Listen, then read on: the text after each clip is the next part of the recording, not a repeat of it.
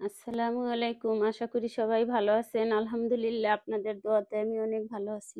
তো চলে আসলাম প্রতিদিনের মতো নতুন একটি ব্লগ নিয়ে। ব্লগটা শুরু করলাম বারান্দা থেকেই। দেখেন বাতাসে আমার গাছের ফুলগুলো নিচে ফালাইয়া দিছে। আর বাইরের আবহাওয়াটা মেঘ করছে আকাশে, কিন্তু ঠান্ডা আছে, বাতাস আছে, অনেক ভাল লাগতাছে।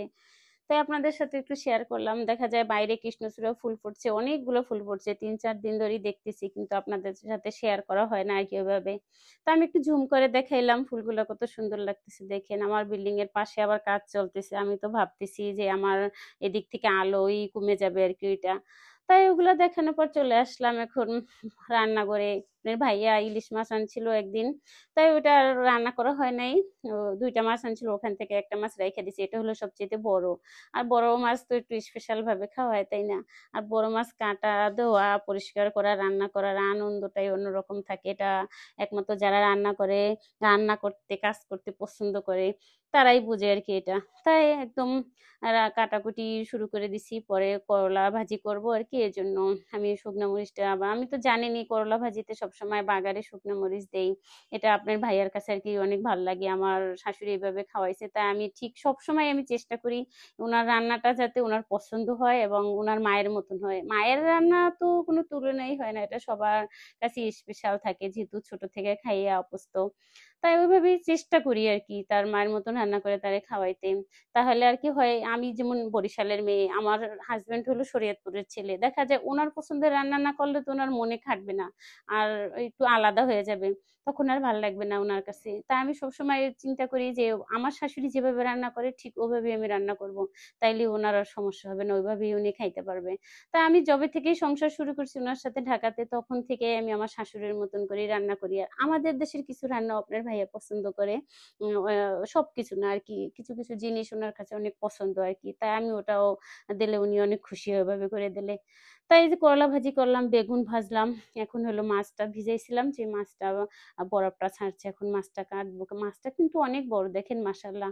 আঁশ আছে না, আঁশটা গুলো অনেক বড় বড়, দেখলেই বোঝা যায় যে মাছটা কত বড়। আর আমার হাত লম্বা দেখে এটা মনে হইতে পারে যে মাছটা ছোট, কিন্তু মাছটা মাশাআল্লাহ অনেক চওড়া। আর মাছটা অনেক ভালো। দেখা যায় অনেক ইলিশ মাছ থেকে ঘেরান না আসলেই বোঝা যায় যে এটা বেশি ভালো হবে না, কিন্তু মাছটা থেকে অনেক ঘেরান আসতেছে। আশা করি ভাজার পর আরো বেশি ঘেরান হবে, মজা হবে। আর আমার বড় মাছ কাটতে অনেক ভাল লাগে আর কি। আর ইলিশ মাছ তো বড় হইলে আরো খুশি থাকি আমরা বাঙালি, তাই না? মাছের পেটিটা দেখেন, দেখলেই বোঝা যায় মাছটা একটু বড় সাইজের। তাই একটু সুন্দর করে কাটবো। আর ইলিশ মাছ একটু ঠান্ডা মাথায় সুন্দর করে কাটতে হয়, তাহলে দেখা যায় পিসগুলো ঠিকঠাক মতো হয়, কোনো সমস্যা হয় না। তাই একদম একে একে করে সুন্দর করে কেটে নিতেছি। আর আমি তো মাছের পেট কাটি আমার বাচ্চাদের জন্য, জানেন তো আপনারা, ওরা কাটার জন্য খাইতে পারে না। তাই সবসময় চাই যে পেটের মাছটা যাতে একটু ভালো মতো কাটা হয়, বড় করে কাটা হয়, ওরা যেন খাইতে পারে ভাজার পরে। তাই বাচ্চাদের সুবিধার ক্ষেত্রে আর কি এরকম করা হয়। তা কিছু করার নেই। আর এমনিতে রাখলে তো সুন্দর দেখা যায় দেখতে, যে বড় বড় পিস হয়, কিন্তু আমি বাচ্চাদের জন্যই মূলত এইভাবে কাটি। আর দেখা যায় যে মাথার মাছ খায় সেও খাইতে পারে পিঠের মাছ, আর যে পেটের মাছ খায় সেটাও সে খাইতে পারে আর কি, এরকম।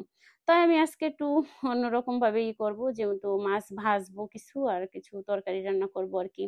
দুন্দুল দিয়ে, আলু দিয়ে, ভাবছি মাথা দিয়ে, লেজা দিয়ে রান্না করব।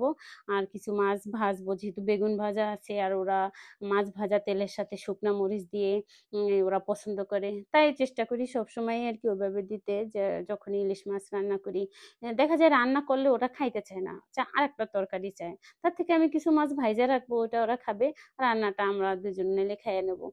এটা আর কি এই সুবিধার জন্য আর কি করা হয় সবসময় আর কি, এরকম চেষ্টা করি।